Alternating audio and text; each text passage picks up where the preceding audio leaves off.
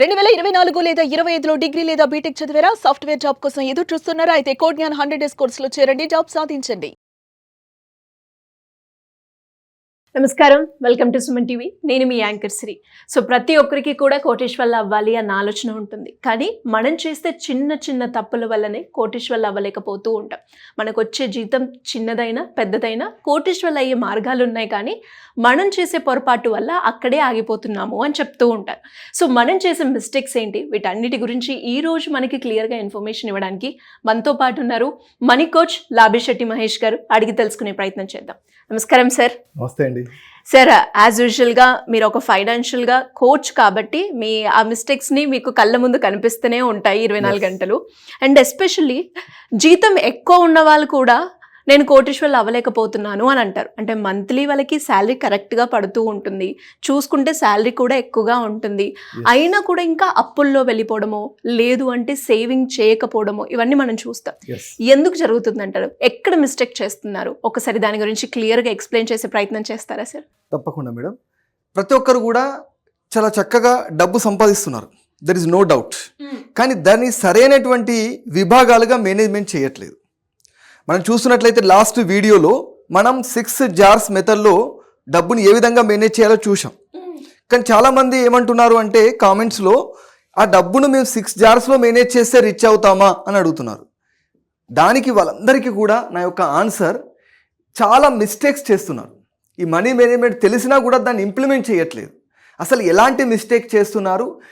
Middle class families డబ్బును ఏ విధంగా divide చేయడం వల్ల వాళ్ళకు డబ్బు అనేది కనబడట్లేదు, సర్ప్లస్ ఉండట్లేదు, సేవింగ్ ఇన్వెస్ట్మెంట్లోకి వెళ్ళట్లేదు, డబ్బు సృష్టించట్లేదు అనేది ఈరోజు స్పష్టంగా మనం చేసి చూపించవచ్చు. అంటే ఈ వీడియోలో మనము ఎక్కడ మిస్టేక్ చేస్తున్నాము అని తెలుసుకోవచ్చు. ఎస్, ఎలా సేవ్ చేయాలి అనేది కూడా అర్థమవుతుంది అంటారా? ఎస్. సో వీడియోని కంప్లీట్గా చూడండి, మనందరికి కూడా ఒక క్లారిటీ ఇస్తారు ఈరోజు. ఇది 6 జార్స్తో కూడినటువంటి money management system. It is very advanced money management system. దీంట్లో మనకు వచ్చేటువంటి శాలరీ నెసెసిటీస్కి 55% ఇవ్వాలి. ఓకేనండి. నెసెసిటీస్ అంటే ఏంటి?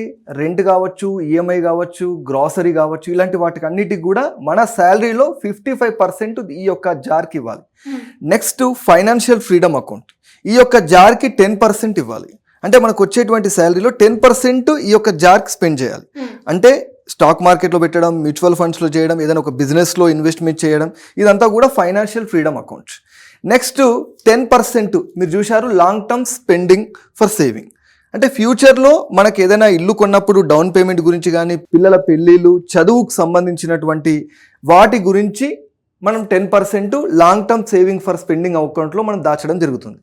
నెక్స్ట్ ఎడ్యుకేషన్ జార్, దీనికి కూడా మన శాలరీలో ఒక 10% కేటాయించాలి. ఎందుకంటే మన యొక్క స్కిల్ పెరిగితేనే మన ఇన్కమ్ పెరుగుతుంది. కాబట్టి ఎప్పటికి కూడా స్కిల్స్ అప్డేట్ చేసుకోవాలి, దాని గురించి ఒక 10% స్పెండ్ చేస్తున్నాం.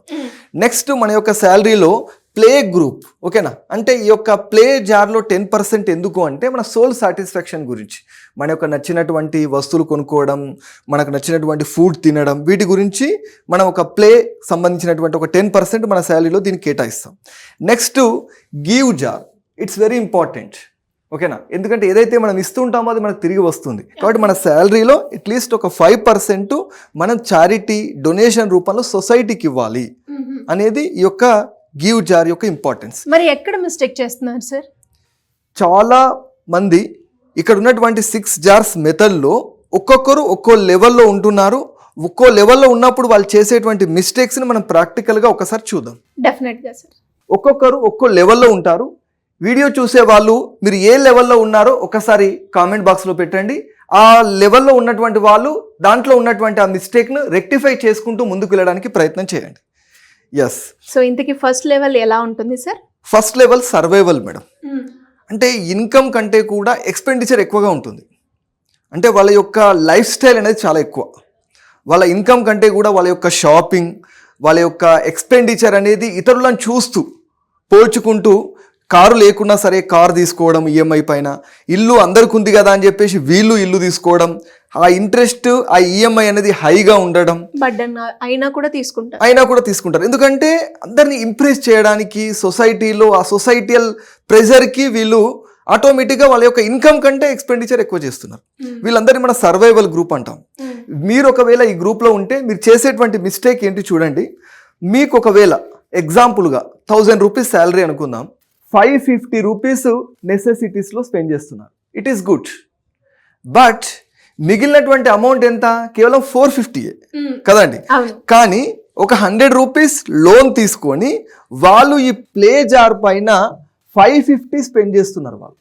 ఓకే, అంటే మనకు వచ్చిన జీతమే కాకుండా ఇంకా పైనుంచి అప్పు కూడా చేస్తున్నారు. యాక్చువల్గా వచ్చేటువంటి ఇన్కమ్ 1000 రూపీస్ అయితే స్పెండ్ చేసేటువంటి అమౌంట్ ఎంత? 1050 రూపీస్. అంటే ఎక్స్ట్రా అమౌంట్ అనేది ఇక్కడ వీళ్ళు స్పెండ్ చేయడం అనేది జరుగుతుంది. ఈ ఎక్స్ట్రా అమౌంట్ స్పెండ్ చేయడం వల్ల ఏమవుతుంది? లోన్ క్రియేట్ అవుతుంది. ఒక లోన్ తర్వాత ఇంకొక లోన్ క్రియేట్ అవుతుంది. అంటే ఈరోజు ఏం చేస్తున్నారు అంటే ఈఎంఐలో అన్ని వస్తువులు కొనడం వల్ల ఏమవుతుంది? ఆ బర్డెన్ టోటల్ డెట్ తయారైపోతుంది. కాబట్టి సర్వైవల్లో కేవలం ఈ 2 జార్స్ పైన స్పెండ్ చేస్తున్నారు.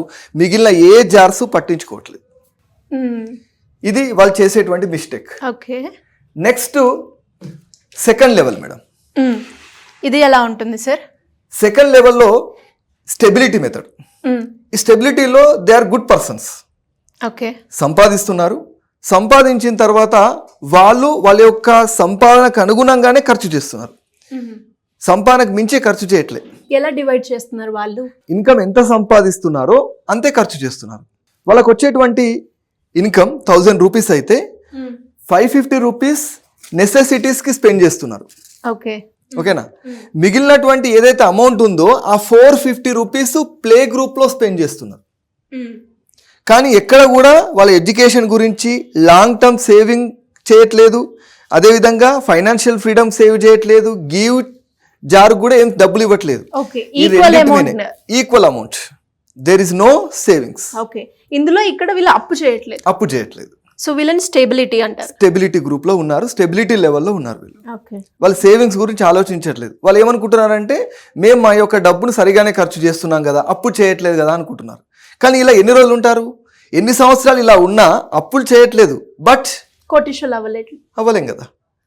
మన యొక్క సేవింగ్స్ ఉంటేనే మన యొక్క ఫ్యూచర్ ఫైనాన్షియల్ గోల్స్ మనం చేరుకోవచ్చు. Third level savours madam.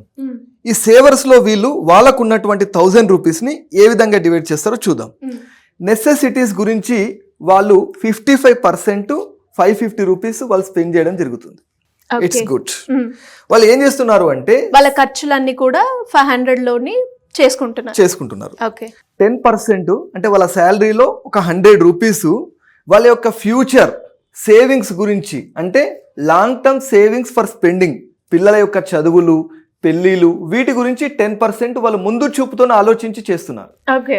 మిగిలిన అమౌంట్ ఏదైతే ఉందో వాళ్ళు కంప్లీట్ గా ఎడ్యుకేషన్ పైన కానీ, గివ్ పైన కానీ, ఫైనాన్షియల్ ఫ్రీడమ్ పైన కానీ ఇవ్వట్లేదు. మిగిలిన ఎంత అమౌంట్ ఉంటుందో అంత అమౌంట్ డైరెక్ట్ గా ప్లే గ్రూప్ పైన స్పెండ్ చేస్తున్నారు.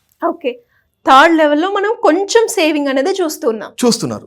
కానీ ఇక్కడ గమనించండి, సేవింగ్స్ వల్ల ఫైనాన్షియల్ ఫ్రీడమ్ రాదు. కోటీశ్వర్లు ఈ లెవెల్లో కూడా అవ్వలేరు. ఎందుకంటే ఇక్కడ డబ్బును సృష్టించేటువంటి మరి వీళ్ళు ఎంతో కొంత అమౌంట్ అన్న సేవ్ చేస్తున్నారు కదా. ఎస్, ఆ సేవింగ్స్ అనేది వాళ్ళ యొక్క నీడ్స్ కి, అంటే ఫ్యూచర్ నీడ్స్ కి మాత్రమే సరిపోతుంది. ఓకేనా? Savings for short term, not for long term కదండి. ఎందుకంటే అక్కడ డబ్బును సృష్టించేటువంటి అవకాశం లేదు. ఎప్పుడైతే మనం పడుకున్నా, మనం మన డ్యూటీలో ఉన్నా, వెకేషన్లో ఉన్నా, మన డబ్బును సృష్టించినప్పుడు మాత్రమే మనకు ఫైనాన్షియల్ ఫ్రీడమ్ పొందడం జరుగుతుంది. ఎలా చేయొచ్చు అంటారు? నెక్స్ట్ లెవెల్లో చూద్దాం. Okay sir. ఓకేనా madam? Next level investor level. ఇది 4th లెవెల్. 4th లెవెల్లో ఇన్వెస్ట్మెంట్ గురించి అవగాహన వస్తుంది. అంటే అతనికి ఉన్నటువంటి డబ్బును ఈ లెవెల్లో ఉన్న వాళ్ళు ఏం చేస్తారు అంటే 55% వాళ్ళ యొక్క నెసెసిటీస్కి స్పెండ్ చేయడం జరుగుతుంది. Good. Next long term savings గురించి 10% 100 రూపీస్ సేవ్ చేయడం అనేది జరుగుతుంది. అదేవిధంగా వాళ్ళ యొక్క అమౌంట్ మిగిలినటువంటి 100 రూపీస్ని ఫైనాన్షియల్ ఫ్రీడంలో కూడా స్పెండ్ చేస్తారు. ఇది చాలా ముఖ్యమైనటువంటి స్టెప్, ముఖ్యమైనటువంటి జార్. ఎందుకంటే స్టాక్ మార్కెట్ కానీ, మ్యూచువల్ ఫండ్స్ కానీ, ఏదైనా బిజినెస్లో 10% మనం అలా సేవ్ చేసినప్పుడు కాంపౌండ్ రూపంలో ఫ్యూచర్లో ఈ యొక్క సేవింగ్స్ అనేవి ఎక్కువ రూపంలో మనకు కనబడడం జరుగుతుంది.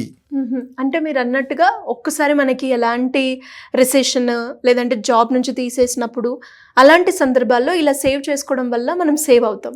ఎస్, 100%. ఓకే. అదేవిధంగా మనం సేవ్ చేసినటువంటి మొత్తం చాలా తక్కువ, కానీ ఫ్యూచర్లో అది మల్టిప్లై అయ్యి కాంపౌండ్ అయ్యి ఎక్కువ మొత్తంలో మనకు రిటర్న్స్ కనబడడం జరుగుతుంది. ఓకే. ఓకేనా? నార్మల్గానే మనం ఏం చేస్తున్నాము, ఫైనాన్షియల్ ఫ్రీడమ్కి 10% ఇస్తున్నాము, లాంగ్ టర్మ్ సేవింగ్స్కి 10% ఇస్తున్నాము, మిగిలినటువంటి అమౌంట్ డైరెక్ట్గా మళ్ళీ ప్లే గ్రూప్లో స్పెండ్ చేస్తున్నాం. డైరెక్ట్గా ఓన్లీ ప్లే జార్కి మనం స్పెండ్ చేయడం జరుగుతుంది. ఇలా ఎడ్యుకేషన్ కానీ గివ్ జార్ కానీ మనం పట్టించుకోకుండా మిగిలినటువంటి 4 జార్స్ మాత్రమే మనం కాన్సన్ట్రేట్ చేయడం జరుగుతుంది. ఇక్కడ అడగవచ్చు మనం, సార్ మరి మిగిలిన జార్లు పట్టించుకోకుండా కూడా ఈ 4 జార్స్ పైన కాన్సన్ట్రేట్ చేస్తే అవ్వలేమా సార్ కోటీశ్వరం? ఎట్లాగో మరి మీరు అన్నట్టుగానే డబ్బుని కాంపౌండ్ చేస్తున్నారు ఒక దాంట్లో, అయినా కూడా అవ్వట్లేరు అంటే ఇంకేం చేయాలి మరి వాళ్ళు? మీకు తెలుసు కదా సిరి మేడం గారు, ఇక్కడ కేవలం సింగిల్ సోర్స్ ఆఫ్ ఇన్కమ్ అనేది చాలా కష్టం కదండి. ఫైనాన్షియల్ ఫ్రీడమ్ ఎప్పుడు వస్తుంది అంటే మనం డిఫరెంట్ ప్యాసివ్ ఇన్కమ్ సోర్సెస్ మన యొక్క ఎక్స్పెండిచర్ అంతా భర్తీ చేయగలిగినప్పుడు ఫైనాన్షియల్ ఫ్రీడమ్ వస్తుంది. కానీ ఇక్కడ మనం ఇప్పటి వరకు చూస్తే సింగిల్ ఇన్కమ్ సోర్స్ పైన డిపెండ్ అయ్యాం. This is 5th level, financial freedom level. ఇక్కడ ఈ లెవెల్లో మనం ఫైనాన్షియల్ ఫ్రీడమ్ పొందడం జరుగుతుంది. ఓకే. ఎలా అనేది చూద్దాం. షూర్. మనం చెప్పుకున్నట్లుగా 550 అంటే 55% మన యొక్క నెసెసిటీస్కి స్పెండ్ చేయడం. ఇక్కడ చాలామంది అనుకుంటారు, సార్ అప్పులు చాలా ఉన్నప్పుడు మరి ఎక్కువ పర్సెంటేజ్ మనము అప్పులు చెల్లించడానికి మనం మార్చొచ్చు కదా, నెసెసిటీస్కి ఎందుకు అనుకోవచ్చు. బేసిక్ నీడ్స్, సరైనటువంటి ఫుడ్, సరైనటువంటి ఎడ్యుకేషన్, సరైనటువంటి కంఫర్ట్స్ లేకుండా మన లైఫ్ లీడ్ చేయడం అనేది కరెక్ట్ కాదు. కాబట్టి ఎన్ని రకాలుగా మీకు ఇబ్బందులు ఉన్నా 55% ఖచ్చితంగా మీ శాలరీ నుండి నెసెసిటీస్కి స్పెండ్ చేయండి. సరి అయినటువంటి ఫుడ్, క్లాత్స్ ఉంటేనే మనకు ఇంకా జీవించాలి అనేటువంటి ఒక కోరిక ఉంటుంది, ఆ లైఫ్కి ఒక అర్థం ఉంటుంది. నెక్స్ట్ ఫైనాన్షియల్ ఫ్రీడమ్కి మనం అనుకున్నట్లుగా 100 రూపీస్ 10% సేవ్ చేయడం జరుగుతుంది. ఓకేనండి. లాంగ్ టర్మ్ సేవింగ్స్ గురించి ఇక్కడ 100 రూపీస్ 10% సేవ్ చేయడం జరుగుతుంది. ఈ యొక్క లెవెల్లో చాలా ఇంపార్టెంట్ ఎడ్యుకేషన్. ఇప్పటి వరకు మనం ఎడ్యుకేషన్కి ఇంపార్టెన్స్ ఇవ్వలేదు. ఈ యొక్క లెవెల్లో ఎడ్యుకేషన్కి ఇంపార్టెన్స్ ఇస్తున్నాం. ఎందుకంటే 5th లెవెల్లో ఈ లెవెల్లో ఉన్న వాళ్ళందరూ కూడా ఇన్కమ్ పెంచేటువంటి స్కిల్స్ నేర్చుకోవడం జరుగుతుంది. అంటే ఆల్రెడీ వాళ్ళకున్న స్కిల్ని అప్గ్రేడ్ చేసుకోవడమా సార్? మానిటైజ్ చేయడం. ఓకే. అంటే డబ్బు వచ్చే మార్గాలకు ఆ యొక్క నాలెడ్జ్ని లింక్ చేయడం. ఎప్పుడైతే వాళ్ళ యొక్క నాలెడ్జ్, ఫర్ ఎగ్జాంపుల్ మ్యాథమెటిక్స్లో చాలా టాపర్గా ఉంటేనే మనకు సాఫ్ట్వేర్ ఇంజనీర్ రావడం జరుగుతుంది. సైన్స్ గ్రూప్ వాళ్ళు ఆ యొక్క జాబ్ సంపాదిస్తారు. అలా మ్యాథమెటిక్స్లో ఎక్స్పర్ట్ ఉన్నప్పుడు అతను మ్యాథమెటిక్స్ యొక్క కోచింగ్ ఇవ్వచ్చు ఆన్లైన్ ద్వారా, లేదా ఇంటి దగ్గర ఆన్లైన్ ట్యూషన్ స్టార్ట్ చేయొచ్చు కదండి. ఇలా ఏ విధంగా అయినా సరే తన యొక్క స్కిల్ని మానిటైజ్ చేసుకుంటూ ఎడ్యుకేషన్ జార్ పైన ఒకవేళ స్కిల్ లేకుంటే స్కిల్ పెంచుకొని మల్టిపుల్ ఇన్కమ్ సోర్స్ పెంచుకోవడానికి మనం ఇప్పటి నుండి ప్రారంభిస్తున్నాము.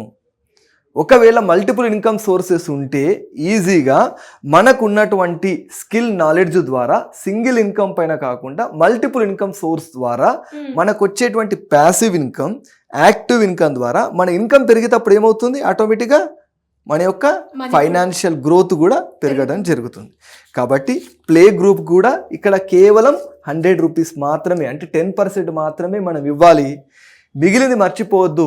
మనం ఏదైతే ఈ సొసైటీ నుండి, ఈ ప్రపంచం నుండి తీసుకుంటున్నామో దానిని ఖచ్చితంగా చారిటీ, డొనేషన్ రూపంలో సమాజానికి ఇవ్వాలి. ఎంత ఇస్తామో అంత తిరిగి పొందడం జరుగుతుంది. కాబట్టి 5%, అట్లీస్ట్ 5% మనం గివ్ అనేటువంటి జార్ ద్వారా సొసైటీకి ఇవ్వాలి. ఇప్పటి వరకు మనం ఎలాంటి మిస్టేక్స్ చేస్తున్నాం, ఏ లెవెల్లో ఉన్న వాళ్ళు ఇంకా పై లెవెల్కి వెళ్ళాలి అంటే ఫైనాన్షియల్ ఫ్రీడమ్ పొందగలుగుతారు అనేది స్పష్టంగా చూసాం. డెఫినెట్గా సార్, నాకైతే ఒక క్లారిటీ వచ్చింది. ఇన్ని రోజులు నేను ఎక్కడెక్కడ ఇన్వెస్ట్మెంట్ చేశానో, ఎక్కడ చేయలేదు, ఎక్కడ చేసుకుంటే నేను ఇంకొక లెవెల్కి పెరుగుతాను అన్నదైతే నాకు క్లారిటీ వచ్చింది. అండ్ దాంతోపాటు సార్ మీరు అన్నట్టుగానే ఇప్పుడు జాబర్స్ ఎవరైతే ఉంటారో వాళ్ళకి చిన్న జీతమైనా పెద్ద జీతమైనా ఇలా చేసుకుంటే అవుతారు అని అన్నారు కదా.